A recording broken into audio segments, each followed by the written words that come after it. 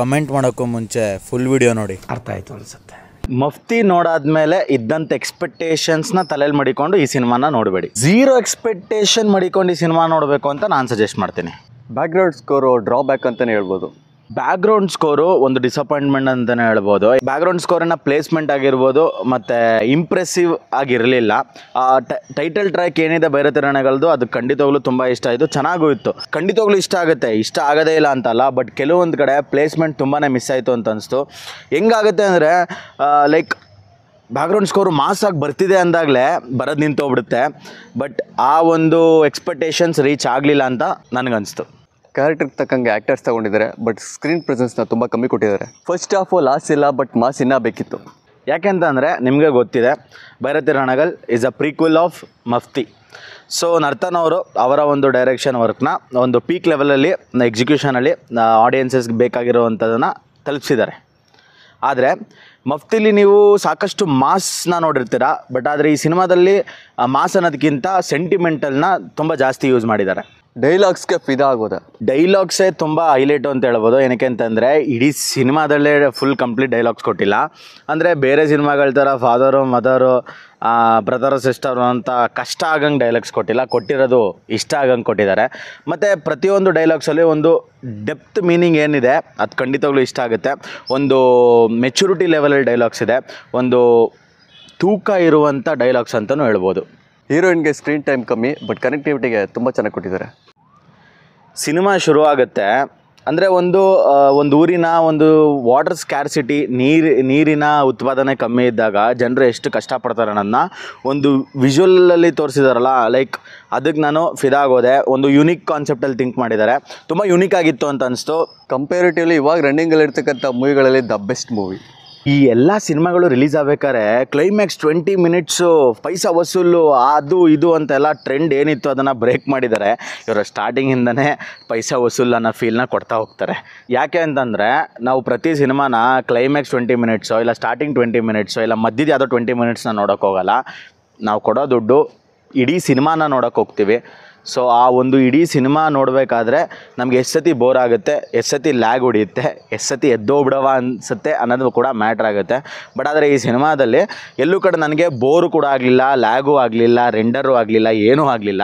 ನಮಗೆ ಸ್ಟಾರ್ಟಿಂಗಿಂದ ಒಂದು ಸೀಟ್ ಎಡ್ಜಲ್ಲಿ ಕುತ್ಕೊಂಡು ಕಾದಿದೆ ನಾವು ಮಾಸ್ಗೋಸ್ಕರ, ಬಟ್ ಅದೊಂದು ಸಿಗಲಿಲ್ಲ. ಬಟ್ ಆದರೆ ಇವ್ರದ್ದೇ ಆದಂಥ ಒಂದು ಸೆಂಟಿಮೆಂಟಲ್ ವೇಲಿ ಜನರಿಗೆ ಸ್ಟೋರಿನ ಕನ್ವೆ ಮಾಡಿದ್ದಾರೆ.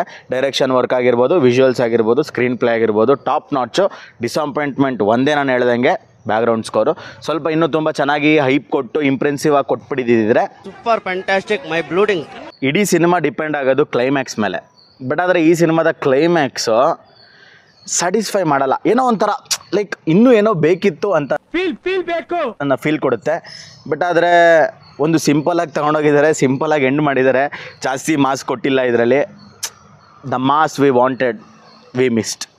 ಭೈರತಿ ರಣಗಲ್ ಕ್ಯಾರೆಕ್ಟರ್ ಇಂಟ್ರೊಡಕ್ಷನ್ ಮಾತ್ರ ತುಂಬ ಸೈಕಾಗಿ ತೋರಿಸಿದ್ದಾರೆ, ಸ್ಟಾರ್ಟಿಂಗಿಂದ ಹಿಡಿದು ಲೈಕ್ ಯಾವ ಥರ ಶುರು ಆಯಿತು ಅಂತ. ಬಟ್ ಆದರೆ ಒಂದು ಲೀಗಲ್ ವೇಲಿ ಜನರಿಗೆ ನ್ಯಾಯ ಕೊಡಿಸ್ಬೇಕು ಅನ್ನೋ ಕಾನ್ಸೆಪ್ಟ್ ಇದ್ದಿದ್ದು ಮೈಂಡ್ಸೆಟ್ಟು. ಬಟ್ ಬರ್ತಾ ಬರ್ತಾ ಲಾ ಇಂದ ಆಗದಿರೋ ಕೆಲಸನ ಫೀಲ್ಡ್ಗೆ ಇಲ್ಲದೆ ಮಾಡಬೇಕು ಅಂತ ಲಾಂಗ್ ಹಿಡಿತಾರೆ. ಆ ಲಾಂಗ್ ಲೆಗಸಿನ ಹಂಗೆ ಕಂಟಿನ್ಯೂ ಮಾಡಿದ್ದಾರೆ, ಅದು ತುಂಬ ಚೆನ್ನಾಗಿ ತೋರಿಸಿದ್ದಾರೆ. ಇನ್ನು ಫೈಟ್ ಸೀಕ್ವೆನ್ಸ್ ಅಂತ ಬಂದರೆ ಲಿಟ್ರಲಿ ಲೈಕ್ ಓವರ್ ರೇಟೆಡು ಅಲ್ಲ, ಅಂಡರ್ ರೇಟೆಡು ಅಲ್ಲ, ಎಷ್ಟು ಬೇಕೋ ಅಷ್ಟು ಲಿಮಿಟಲ್ಲಿ ಕರೆಕ್ಟ್ ಸೂಟಬಲ್ ಆದಂಥ ಮಾಸಲ್ಲಿ ಕೊಟ್ಟಿದ್ದಾರೆ. ಬಟ್ ಆದರೆ ಒಂದು ಡಿಸಪಾಯಿಂಟು ಅಂತಂದರೆ ಫಸ್ಟ್ ಹಾಫು ಲೈಕ್ ನಾವು ಮಫ್ತಿ ನೋಡಿದಾಗ ತುಂಬ ಒಂದು ಮಾಸ್ ಎಕ್ಸ್ಪೆಕ್ಟೇಷನ್ಸಲ್ಲಿ ನಾವಿರ್ತೀವಿ. ಬಟ್ ಆದರೆ ಫಸ್ಟ್ ಹಾಫಲ್ಲಿ ಸ್ವಲ್ಪ ಎಮೋಷ್ನಲ್ ಮತ್ತು ಸೆಂಟಿಮೆಂಟಲ್ ಎಲಿಮೆಂಟ್ಸ್ನ ತುಂಬ ಜಾಸ್ತಿನೇ ಯೂಸ್ ಮಾಡಿದ್ರು. ಅದನ್ನು ಸ್ವಲ್ಪ ಕಮ್ಮಿ ಮಾಡಿ ಒಂದು ಸ್ವಲ್ಪ ನಮಗೆ ಮಫ್ತಿ ಅಂತ ಮಾಸ್ ಪ್ಲಾಟ್ನ ಕೊಟ್ಟಿದ್ದಿದ್ರೆ ಸ್ವಲ್ಪ ರನ್ ಟೈಮಲ್ಲಿ ನಮ್ಗೆ ಇನ್ನೂ ಇಂಪ್ರೆಸಿವ್ ಆಗಿತ್ತು. ಬಟ್ ಆದರೆ ನಾವು ವೇಟ್ ಮಾಡೋದೆ ಶಿವರಾಜ್ ಕುಮಾರ್ ಅವರ ಒಂದು ಮಾಸ್ ಪ್ಲಾಟ್ಗೆ. ಬಟ್ ಆದರೆ ಅದು ಸಿಗೋದು ಇಂಟರ್ವಲ್ ಆದ ನಂತರ. ಜನರಿಗೆ ಒಳ್ಳೇದು ಮಾಡಬೇಕು ಅಂತಂದರೆ ಯಾವ ಥರ ಫೇಸ್ ಮಾಡಬೇಕಾಗುತ್ತೆ, ಯಾರ್ಯಾರನ್ನ ಹೊಡೆದಾಡಬೇಕಾಗುತ್ತೆ ಅನ್ನೋದೆಲ್ಲ ತುಂಬ ಚೆನ್ನಾಗಿ ತೋರಿಸಿದ್ದಾರೆ.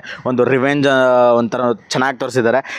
ಲೈಕ್ ವಿಜುವಲ್ಸ್ ಅಂತ ಬಂದರೆ ಲಿಟ್ರಲಿ ನೀವು ಇಷ್ಟಪಡ್ತೀರಾ, ಖಂಡಿತವಾಗ್ಲೂ ಇಷ್ಟ ಆಗುತ್ತೆ. ಒಂದು ಟಾಪ್ ನಾಚ್ ಲೆವೆಲಲ್ಲಿ ವಿಜುವಲ್ಸ್ ಇದೆ. ಮತ್ತು ಸ್ಕ್ರೀನ್ ಪ್ಲೇ ಅಂತ ಬಂದರೂ ತುಂಬ ಚೆನ್ನಾಗಿ ಕೊಟ್ಟಿದ್ದಾರೆ.